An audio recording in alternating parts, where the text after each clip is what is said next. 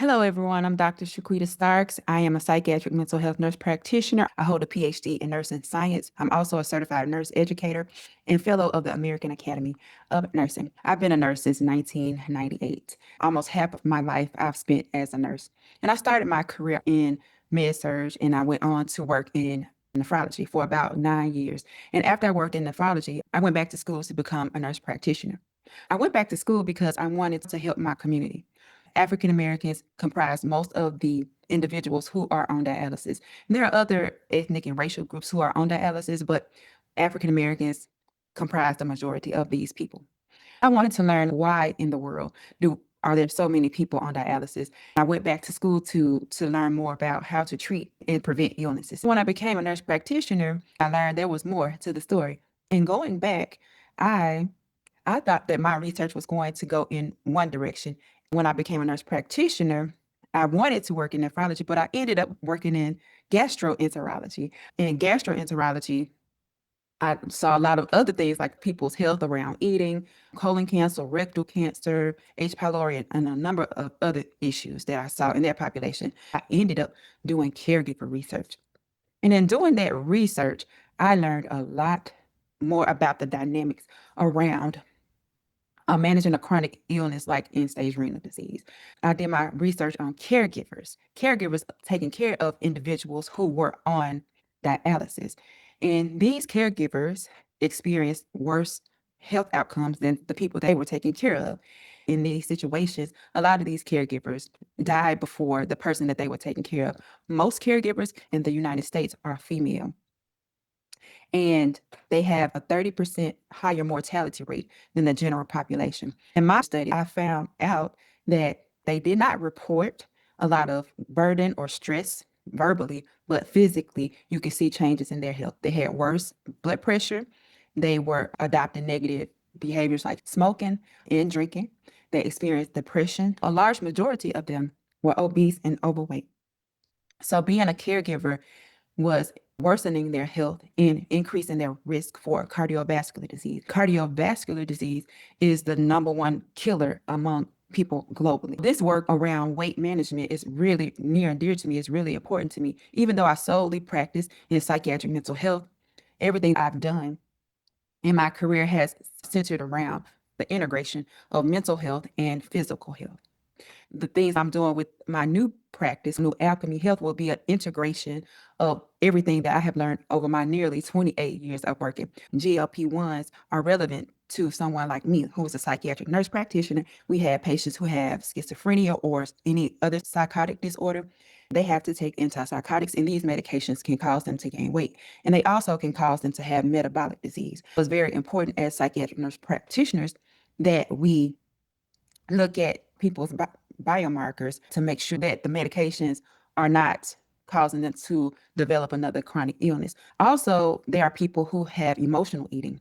People who experience trauma tend to emotionally eat. We also treat people with eating disorders. I have some patients who have anorexia, but the majority of people that I see experience trauma, and most of them engage in binge eating. I'm going to pause there. I have a presentation that I'm going to go over to talk about medical weight loss.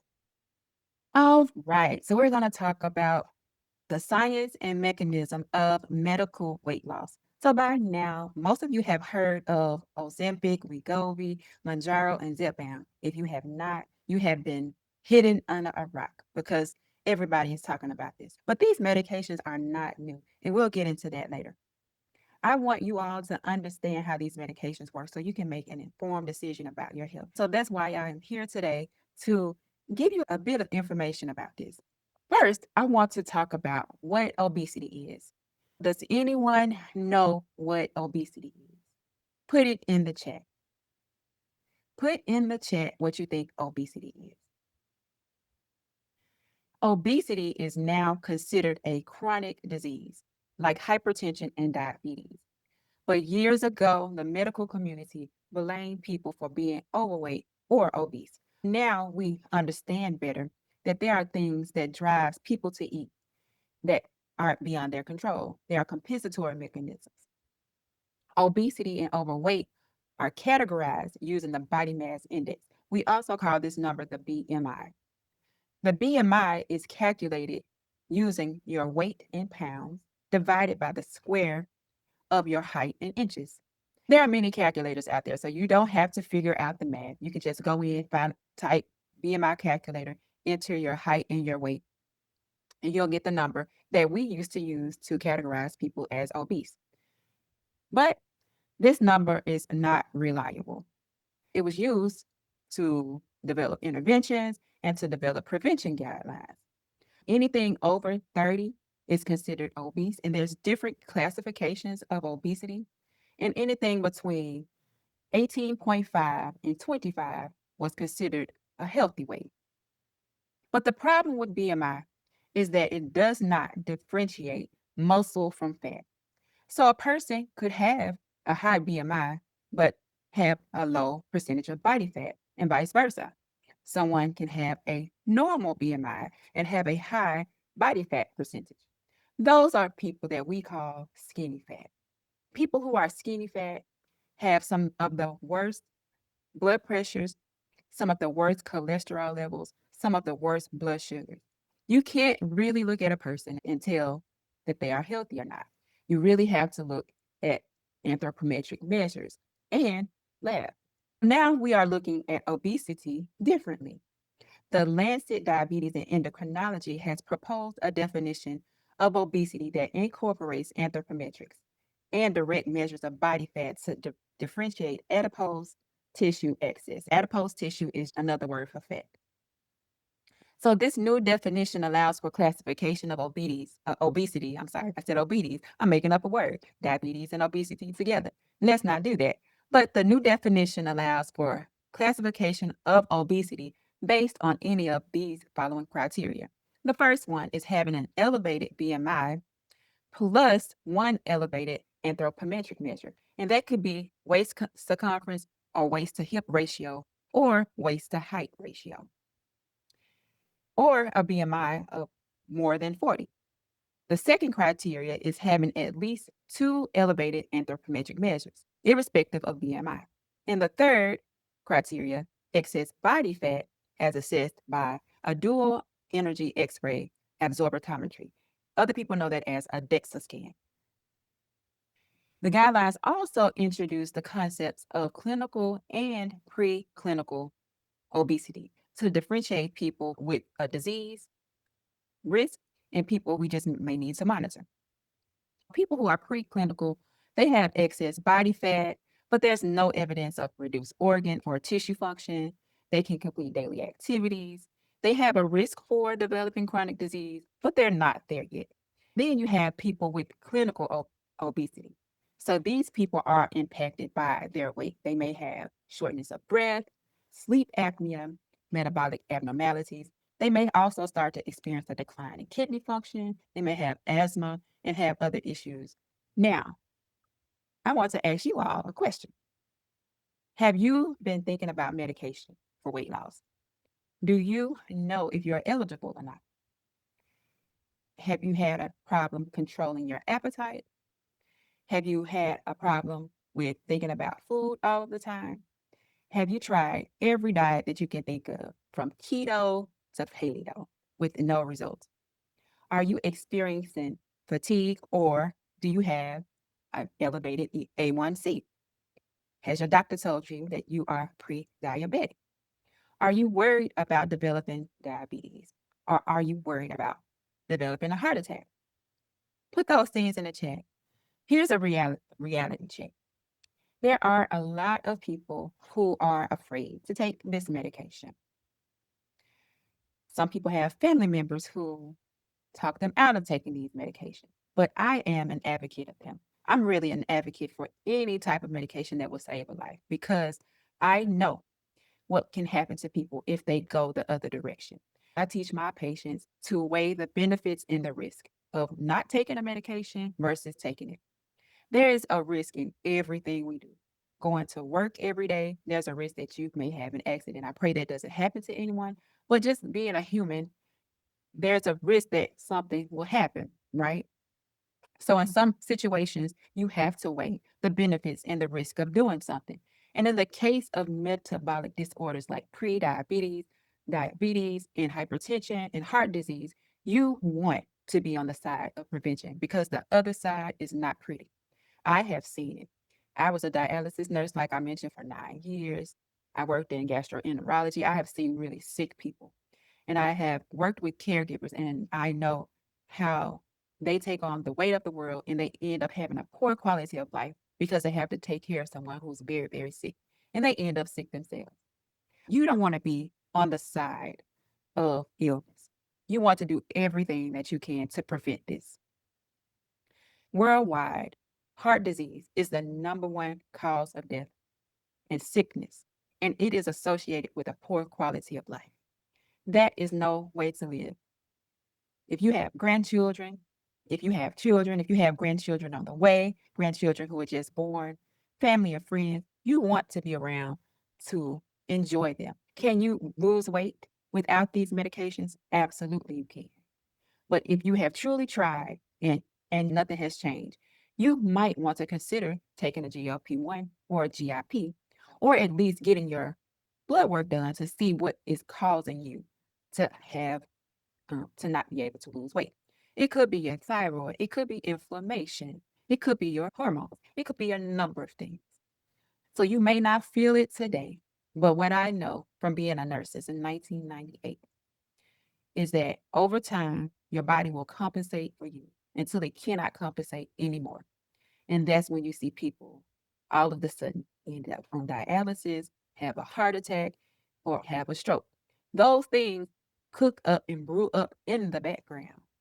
The body just compensates for it until it exhausts itself. So I'm done with my spiel about that. I can go on with that for days and days. But now I want to talk to you about what GIPs and GLPs are. GLP stands for glucagon-like peptide 1, and GIP is glucose-dependent insulinotropic polypeptide. These are hormones that your body already makes. So these drugs, they are mimicking what our body already does. They have been around for a very long time for treating diabetes for years. But scientists noticed years ago that people who were taking these medications for diabetes were also losing weight. So this is not a new discovery to scientists, but it is to the general population. GLP-1s and GIPs, like I mentioned, they mimic or boost what our body already does by regulating our appetite, by impacting how we digest food, and how our body responds to insulin. Also, how you use energy. So think of these medications as working with your body, not for your body completely or not against it. I want to talk about stress for a minute because these medications can aid in stress-related eating. Now, stress is a normal occurrence. Stress helps us to get ready for a test. Stress can help us to prepare for speech. We have built-in systems to respond to stress, and it protects us. It prepares us. It can prepare us to fight. It can prepare us to just face something that we are afraid of. But sometimes our stress systems can get overactivated and you can experience chronic stress. And this results in poor mental health and poor physical health. What are chronic stressors, you might ask? Well, one of the number one chronic stressors in this country is being a caregiver. It can literally make you sick. It can literally kill you. Also, having a lack of financial resources, experiencing racism, experiencing continuous trauma, marital problems, abuse, so many things. But how does stress happen? When many people think of stress, they think of the fight or flight system. But our brain also participates in this process along with our endocrine glands in our body. Our hypothalamus, pituitary, and adrenal glands go into action seconds after our fight or flight system. And the hypothalamus is our brain's control center. It keeps our bodies balanced. Another word for balance is homeostasis. It regulates our body temperature, our blood pressure, breathing, digestion, hunger, and it stores memory, especially painful ones, and pleasure, sex drive, mood, and sleep. And when it comes to stress, this HPA axis, this is like your body's fire alarm. It works great for acute emergencies. If a bear was in your neighborhood, your body would warn you that this is dangerous. It works great for things like that. But when we experience a chronic stressor, this axis goes on and on. So, how does this axis work in response to stress? Picture a three-stage relay race to move energy to manage a threat in the environment. This threat can be anything that your brain perceives as a threat. When your brain perceives a threat or a stressor, it could be a loud sound, a tight deadline, a bear in your neighborhood. Then this signal follows a specific chain of command. The hypothalamus, or our command center, it will detect a stressor in the environment and it releases a hormone called corticotropin releasing hormone. You don't have to memorize that word, just know that the hypothalamus releases a hormone. And then this hormone travels a short distance to the pituitary gland. The pituitary gland sits right beneath the hypothalamus. It signals it to do something. The pituitary gland then releases adrenocorticotropin hormone. We call this ACTH. This gets released into the bloodstream. And this hormone travels through the blood to the adrenal glands. So the adrenal glands sit on top of your kidneys. This tells the adrenal glands to release cortisol. This is the primary stress hormone. So I know many people have heard of cortisol, but this is how this whole cascade of events happen. When cortisol is released, it travels throughout your entire body to prepare you for a sustained battle. It's preparing you to fight, to run. So when cortisol travels around the body, its main job is to give you energy. It does this by breaking down proteins and fats to flood your blood with glucose. Another word for glucose is sugar, or sugar, like we say in the South.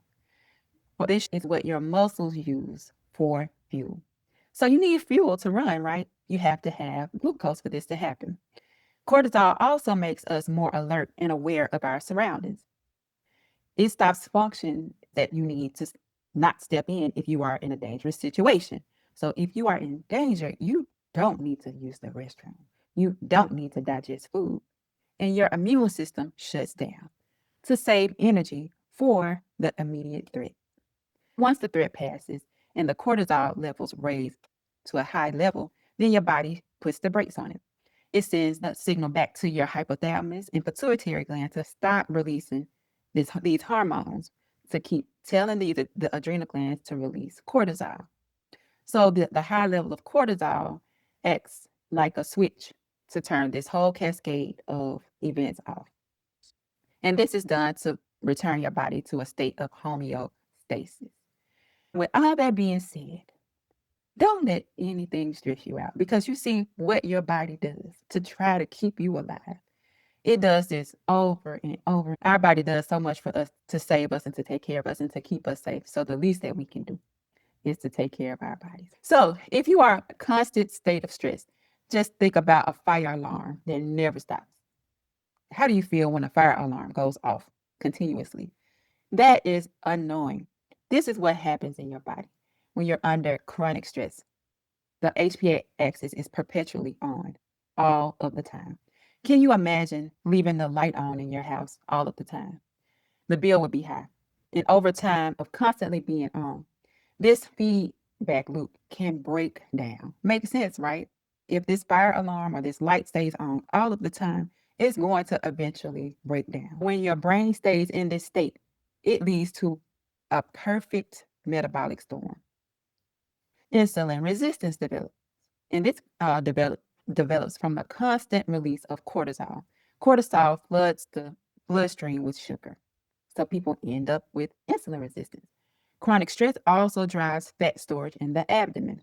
This is what is called the visceral fat, and it causes inflammation. At all times, people do things to make themselves feel better.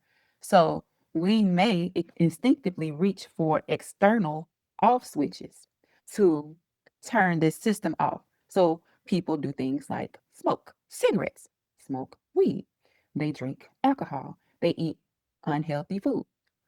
So this is how some addictions can develop.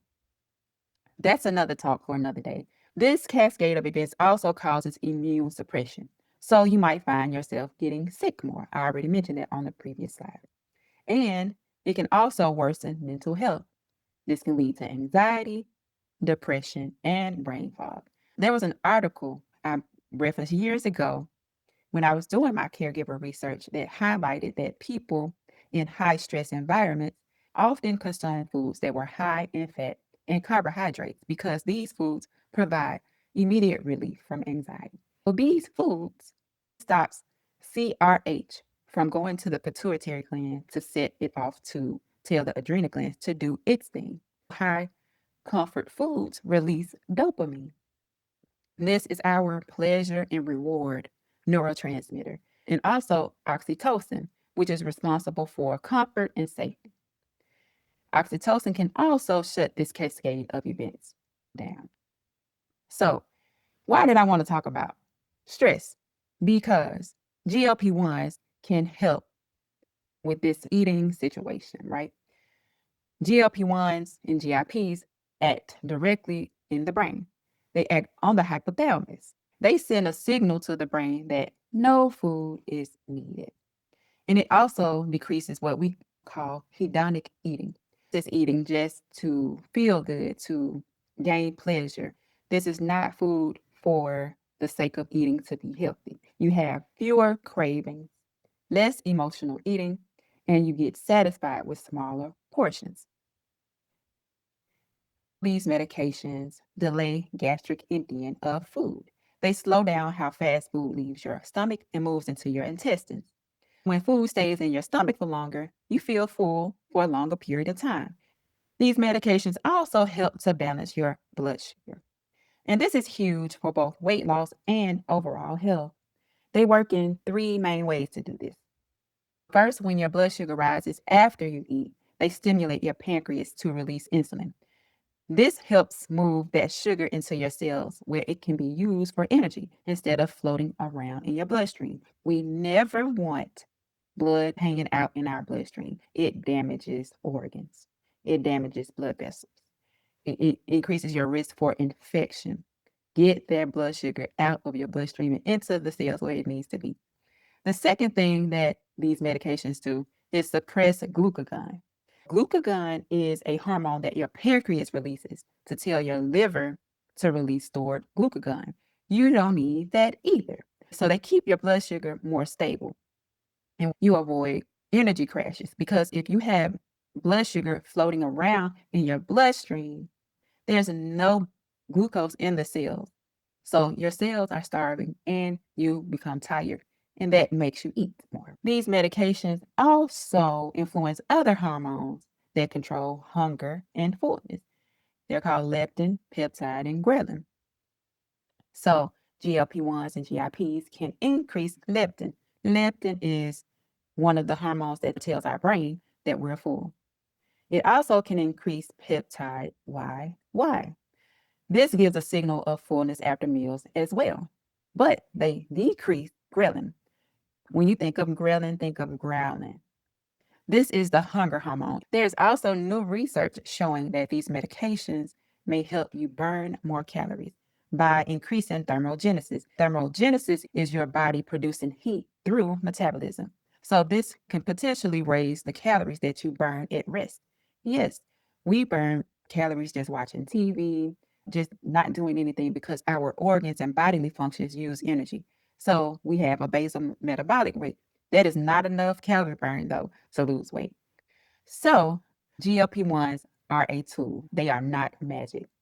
The most important thing I want you to take away from today is to understand that these medications do not do the work for you. They are mimicking what your body should do, but has failed to do over time due to chronic stress, due to chronic illness.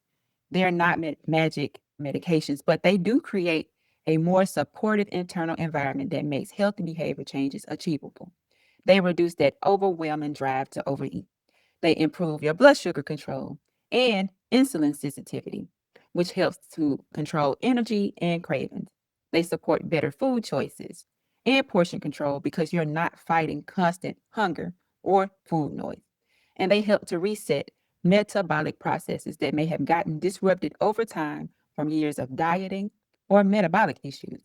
These medications work best when they are paired with good nutrition. So you cannot take these medications and continue to eat the same way.